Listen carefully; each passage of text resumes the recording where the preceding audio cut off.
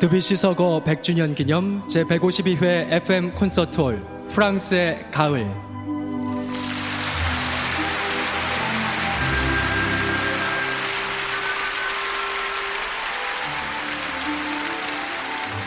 네, KBS 클래식 FM 청취자 여러분, 그리고 여의도 KBS홀을 찾아주신 청중 여러분, 안녕하세요. 제152회 FM 콘서트홀 프랑스의 가을 진행을 맡은 아나운서 김승휘입니다. 반갑습니다. 네, 2018년 올해 세계 음악계에서는 유독 이 작곡가를 기념하는 무대를 자주 만날 수 있었는데요. 바로 프랑스 인상주의 음악의 거장 클로드 드뷔시입니다. 1918년 드뷔시가 세상을 떠났고 올해로 서거 100주년을 맞이했죠. 드뷔시는 시시각각으로 변하는 자연의 풍경과 사물의 이미지를 독창적인 음악의 세계로 그려낸 작곡가로 잘 알려져 있는데요. 오늘 그 드뷔시의 대표작들을 감상하면서 그의 삶과 음악에 대해서 재조명해보는 시간을 가져보도록 하겠습니다. 아울러 조르주 비제와 까미유 생상스, 또 모리스 라벨까지 19세기에서 20세기에 걸쳐서 프랑스에서 활동한 거장들의 음악도 아울러서 함께 감상하실 수 있을 텐데요. 깊은 서정과 낭만을 담은 프랑스 음악으로 떠나는 가을 여행, 오늘의 첫 번째 음악부터 소개해드리겠습니다. 오늘 첫 곡으로 준비한 음악은 서거 100주년을 맞은 작곡가이자 오늘 FM 콘서트홀의 주인공이죠. 클로드 드뷔시의 목신의 오후 전주곡 준비했는데요. 지휘자 성기선이 이끄는 강남 심포니 오케스트라 연주로 준비를 했습니다. 잘 알고 계시는 것처럼 성기선 씨는 1984년 지휘자로 데뷔한 이래로 워싱턴 내셔널 심포니, 또 신시내티 체인버 등 세계 여러 악단에서 지휘를 했고요. 현재 이화여대 교수와 강남 심포니 예술감독으로 재직 중입니다. 또 1997년 창단한 강남 심포니 오케스트라는 국내 교향악단으로서는 최초로 베토벤 교향곡 전곡과 브라함스 교향곡 전곡 음반을 발표했고요. 국내 다양한 무대를 통해서 여러분을 만나고 있는 정상급의 오케스트라입니다. 자, 그럼 클로드 드뷔시의 목신의 오후 전주곡, 성기선이 이끄는 강남 심포니 오케스트라 연주로 청해 듣겠습니다. 여러분 큰 박수 부탁드립니다.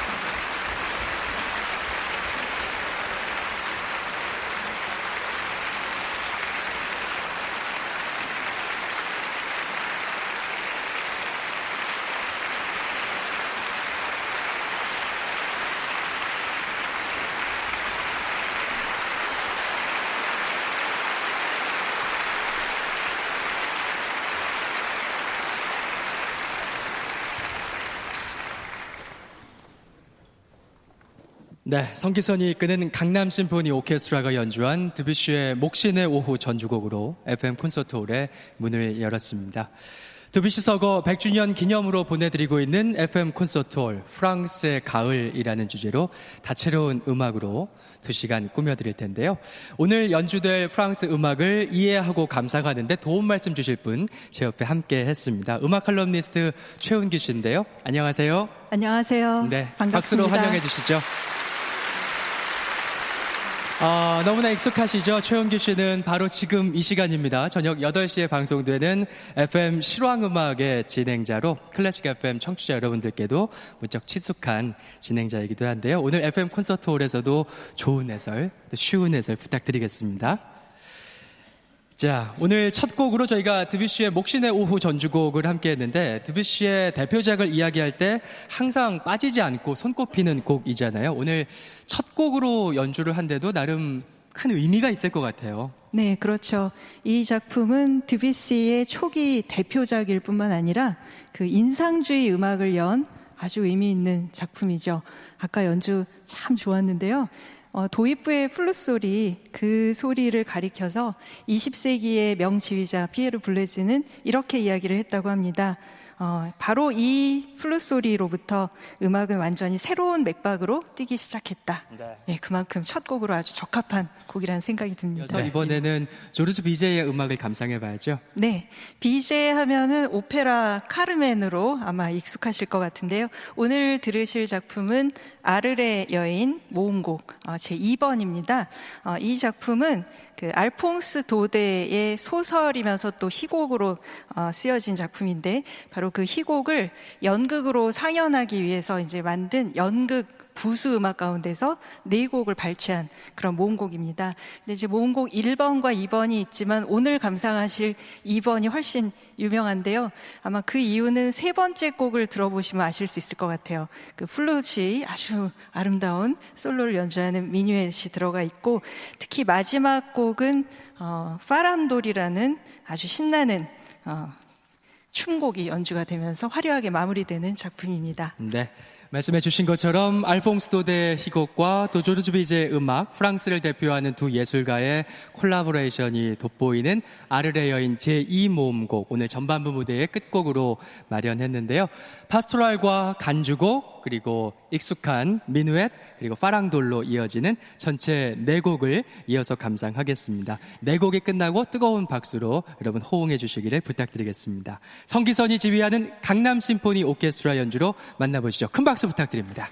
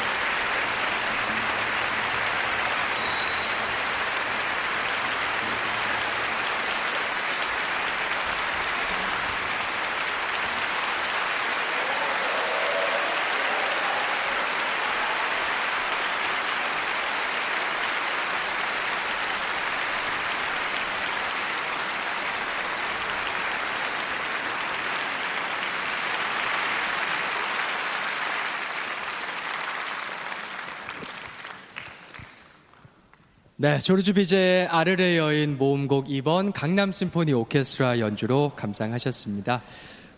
오늘 FM 콘서트 홀은 드뷔시 서거 100주년 기념으로 저희가 꾸며드리고 있는데 1862년에 태어나서 1918년에 세상을 떠난 드뷔시, 19세기에서 20세기로 향하는 과도기에 살았던 음악가로 알려져 있잖아요. 네. 클로드 드뷔시라는 이름은 음악 애호가분들에게 굉장히 친숙하고 익숙한 음악인데 음악사에 있어서는 이분이 어떤 의미를 지녔을까 좀 설명을 부탁드릴게요. 네, 우선 드뷔시가 활동하던 그 19세기 말 그리고 20세기 초반 이 시기는 독일 작곡가들의 음악이 상당히 인기가 있었죠. 네. 구스타프 마할러 그리고 또 리하르트 슈트라우스 아주 장대한 곡들 그리고 또 바그너의 영향력이 그때까지도 미치고 있었던 그런 시대였는데 드뷔시는 인상주의 음악으로서 이제 프랑스적인 음악을 작곡한 진정한 현대 음악가라고 할 수 있겠죠. 그래서 음악사적으로 굉장히 중요하게 평가되는 작곡가입니다. 예. 말씀하신 것처럼 드뷔시는 인상주의 음악의 선구자로 인상주의 음악하면 드뷔시가 떠오를 정도로 이제 애호가분들이 생각하고 계신데요. 미술에서는 모네의 회화처럼 눈에 보이는 작품을 통해서 인상주의를 이해할 수 있는데 음악에서의 인상주의라고 하면 조금 어렵게 느껴지기도 하거든요. 미술에서의 인상주의가 음악에는 어떻게 적용되는지 한번 설명을 들어볼까요? 네, 음악에서의 인상주의 설명하기는 쉽지 않지만 네. 모네의 그림을 한번 떠올리신다면 네네. 뭐 해돋이 인상 뭐 이런 작품 네. 혹시 보셨나요? 네네. 네, 그 그림을 보면 해가 분명히 있긴 한데 아마 이렇게 바다가 있고 하늘이 있는 것 같은데 바다와 하늘의 경계가 아주 모호하죠. 그렇죠. 어디가 바다인지 예. 어디가 하늘인지 그런 것처럼 드뷔시의 음악을 들으면 뭔가 이렇게 딱 떨어지는 것 같지가 않고 베토벤의 곡을 들으면 이게 따따따따한 제1 주제구나 운명이 노크하는 소리구나 이런 소리를 알 수 있는데 드뷔시는 좀 경계가 모호하지만 아주 감각적이고 뭔가 암시하는 것 같죠. 그래서 이런 것 같아요. 우리가 말을 할 때 아이한테 애가 이제 잠을 안 잔단 말이죠. 네네. 잘 시간이 됐는데 근데 얘야 빨리 들어가서 잠을 자라 이렇게 얘기하는 것보다는 얘야 침대에 누우면 참 포근할 것 같지? 이렇게 이야기하는 암시 그게 아마 드뷔시의 음악이 아닌가 그런 생각이 듭니다. 뭔가 밥을 먹어라 이런 표현도 저기 보이는 숲은 굉장히 달콤하고 향긋하고 네. 그런 느낌일 것 같아. 이런 네, 암시를. 맛있을 것 같잖아요. 네. 그래서 상당히 음악이 감각적이고 뭔가 이렇게 상상하게 되죠. 그래서 이 드뷔시의 악보를 보면은 독일 작곡가의 악보에서 볼 수 없는 그런 악상 지시나 나타낸 말을 볼 수가 있는데요. 예를 들어서 이제 후반부에 감상하실 드뷔시의 피아노곡 전주곡 집에 보면은 어떤 곡에는 이런 말이 써 있어요. 애무하는 듯한 리듬으로 연주를 해라. 대단히 흔치 않은, 네, 예. 그런 악상 지시를 독일 작곡가한테서 볼 수는 없죠. 근데 드뷔시는 그런 식의 좀 흔치 않은 표현을 또 악보에도 적었고 음악도 감각적이기 때문에 드뷔시의 음악은 그런 것 같아요. 이게 분석하면서 듣는 것보다는 순간순간의 인상을 받아들이면 잘 감상할 수 있는 그런 음악이 아닌가 싶습니다. 네, 후반부에 드뷔시의 음악을 감상하면서 또 이런 생각들을 머릿속에 떠올려 보면 조금 더 감상하는 데 도움이 되지 않을까 싶고요. 이런 드뷔시의 시도들이 당시로서는 무척 새롭고 또 파격적인 것으로 받아들여졌을 것 같은데 앞에 들었던 목신의 오후 전주곡 같은 음악이 처음 나왔을 때 네. 그 당시 사람들의 반응은 어땠을까요?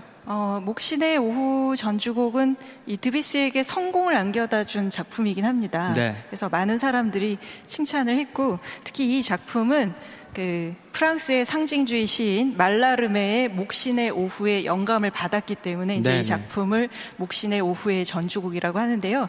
이 말라르메도 이 드뷔시의 목신의 오후 처음에 드뷔시가 피아노로 쳤을 때는 별로 마음에 안 들어 하다가 오케스트라 연주로 이 드뷔시 목신의 오후 초연 공연을 보고 나서 너무나 감탄을 해서 칭찬을 하는 정말 감동했다 이런 편지를 보냈다고 합니다. 물론 이 작품은 성공을 했지만 상당히 이제 급진적인 이 드뷔시의 시도는 보수적인 작곡가들은 별로 좋아하지 않았죠. 그래서 예를 들어 전반부에 감상하신 그 생상스의 서주와 론도 카프리치오소 참 좋잖아요, 음악이. 근데 음악이 많이 다르죠, 드뷔시하고. 생상스는 같은 프랑스 작곡가지만 이 생상스는 드뷔시가 파리 음악원에 다닐 때 거기 이제 교수진 중에 한 사람이었는데 이 생상스가 이 드뷔시의 급진적인 곡들을 이렇게 심사를 하면서 상당히 이게 기교는 뛰어나지만 형식적인 면이 결여돼 있고 이런 인상주의 음악에 대해서 다시 한번 생각해 봐야 될 것이다. 이렇게 평을 했다고 합니다. 그래요. 새로운 것을 받아들이는 데는 아무래도 좀 시간이 필요했던 모양인 것 같아요. 네, 그런 것 같습니다. 하지만 물론 이 드뷔시의 영향을 받은 작곡가들도 있고 반대하는 작곡가들도 있는데 그만큼 드뷔시의 영향이 크기 때문에 그런 게 아닌가 싶습니다.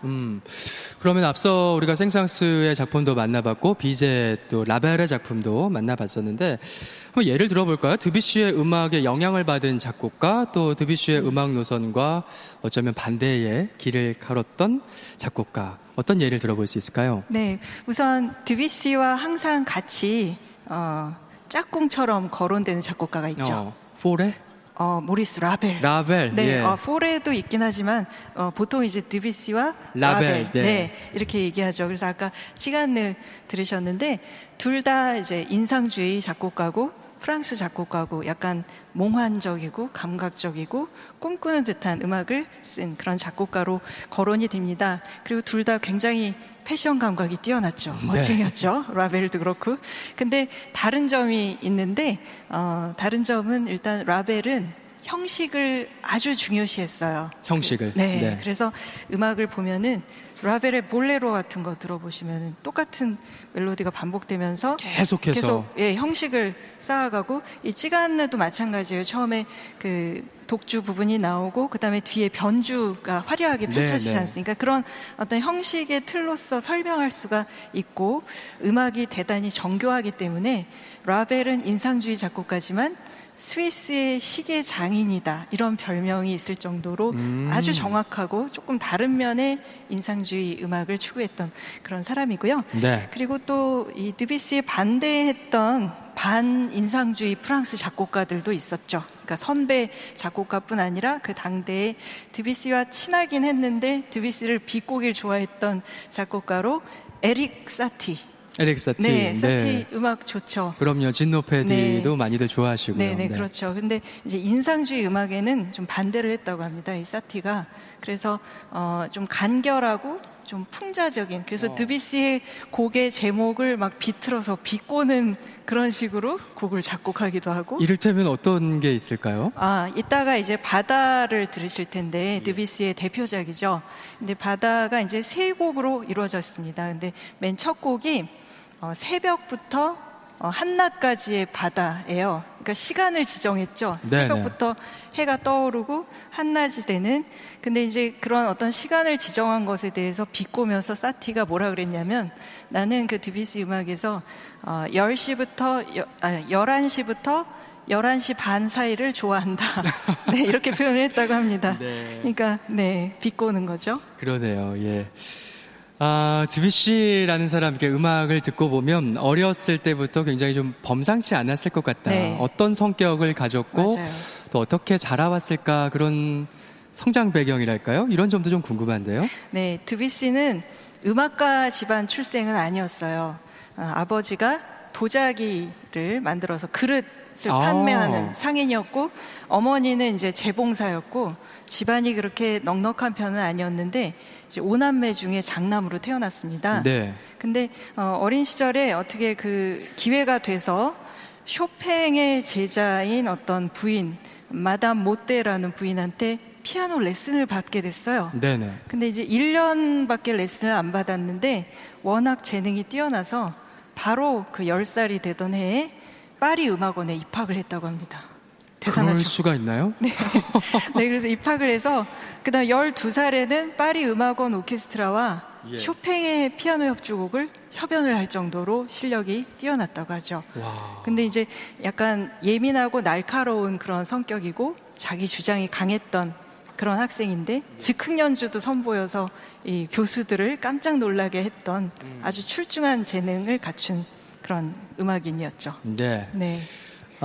이제 오늘 후반부에 드뷔시의 피아노 독주곡들 그리고 바다를 듣게 될 텐데 드뷔시 음악 중에 이 곡들 말고 오늘 감상할 곡들 말고 또 조금 더 추천해 주실 만한 곡이라고 하면 어떤 걸 권해주고 싶으세요? 네, 오늘은 아무래도 이제 오케스트라가 나오는 공연이다 보니까 이제 관현악 곡 중에 가장 자주 연주되는 목신의 오후 전주곡 바다 이렇게 들으셨는데 물론 관현악 곡도 좋지만 저는 실내악 곡을 좀 추천을 드리고 싶어요. 실내악 곡을요? 네, 실내악 곡 중에 이 목신의 오후의 전주곡과 아주 비슷한 시기에 조금 전에 작곡한 현악사중주가 있습니다. 드뷔시의 현악사중주가 있는데 사실은 그 곡부터 드뷔시의 특징이 나타난다고 할 수 있어요. 아주 개성이 있는 프랑스 음악적인 감각적이고 그리고 또 보통 현악사중주하면 바이올린 둘, 비올라, 첼로가 연주하는 상당히 그 좀 지적인 음악 그리고 지성인들의 대화와 같다 이렇게 보통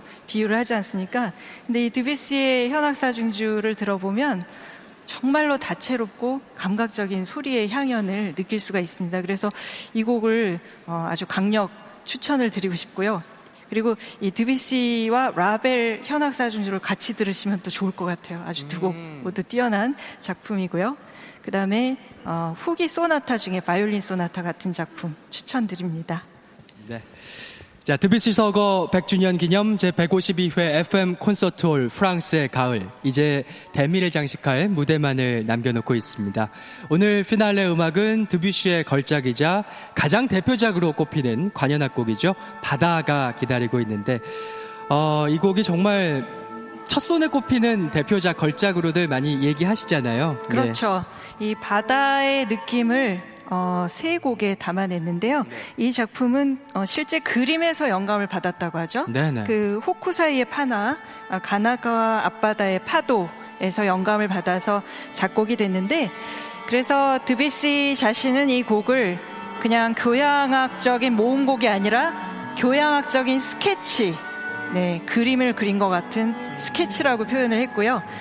제 1곡은 바다에 이제 특정 시간을 지정을 해서 새벽 동트기 전에 아주 고요한 바다부터 시작해서 정오에 태양이 내리쬐는 그 바다까지 정오까지의 교향악적 스케치를 보여주는데 제 1곡은 그래서 굉장히 조용하게 시작합니다. 저쪽에 보시는 저 저음 악기죠. 더블 베이스 저음 현악기부터 시작해서 악보에 보면은 피아노 여리게 연주하라는 피아노가 3개가 붙어 있을 정도로 아주 여리게 시작해서 나중에는 정오의 태양으로 끝나고 두 번째 곡은 이제 파도의 유희 그래서 바다새의 소리도 들을 수 있고요. 물결 치는 듯한 느낌. 그다음에 세 번째 곡은 바람과 바다의 대화 아주 역동적인 곡이죠.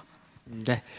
음악을 들으시면서 지금 말씀해준 그런 포인트들을 머릿속에 상상하면서 감상하시면 더욱더 음악 깊게 감상하실 수 있을 것 같습니다. 드뷔시의 관현악을 위한 세계의 교향적 스케치 바다 1곡, 바다 위의 새벽부터 한낮까지 2곡, 파도의 희롱 3곡, 바람과 바다의 대화 전곡 보내드립니다. 성기선이 지휘하는 강남 심포니 오케스트라 연주로 듣겠습니다. 여러분 큰 박수로 환영해 주십시오.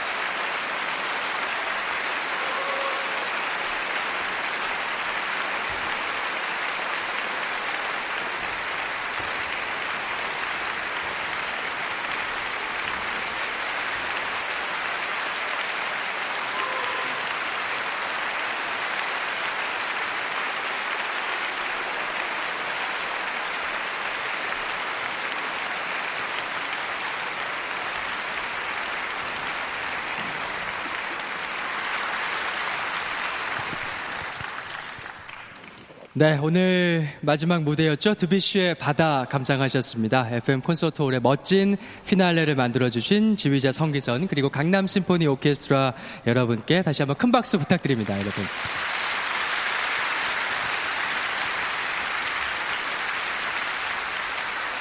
네, 드뷔시의 피아노 독주곡과 관현악곡 바다로 펼쳐진 후반부였는데 후반부 어떻게 들으셨어요? 네, 오케스트라의 그 음향 색채가 얼마나 다양한지 알 수 있었던 그런 연주였는데요. 오늘 무대는 드뷔시뿐만 아니라 또 생상스, 라벨, 비제까지 정말 그야말로 프랑스 최고급 요리를 정찬으로 즐긴 것 같은 그런 연주회였습니다. 네, 저도 최은규 선생님과 함께하면서 연주를 들어서 그런지 드뷔시 음악에 좀 더 가깝게 깊게 다가갈 것 같은 느낌을 받았습니다. 오늘 좋은 말씀으로 함께해 주신 최은규 씨에게도 여러분 큰 박수 부탁드립니다. 네, 고맙습니다. 네. 서거 100주년을 맞이한 인상주의의 거장 드뷔시 그리고 생상스와 라벨, 비제까지 프랑스 음악가들의 작품으로 꾸며드린 FM 콘서트홀 2시간 동안 함께했습니다. 작곡가 클로드 드뷔시는 자연과 상상력 그 둘 사이의 대화 위에서 음악이 만들어진다고 말했는데요. 자연과 상상력이 빚어낸 아름다운 음악들이 전해준 감동과 여운을 안고 제152회 FM 콘서트홀 프랑스의 가을 여기서 마치도록 하겠습니다. 지금까지 기획의 이연희, 무대 나계수, 음향 이동훈, 조명 한준우, 연출의 박정현, 구성 정주은, 해설의 최은규, 진행의 아나운서 김승규였습니다. 함께해 주신 여러분 고맙습니다.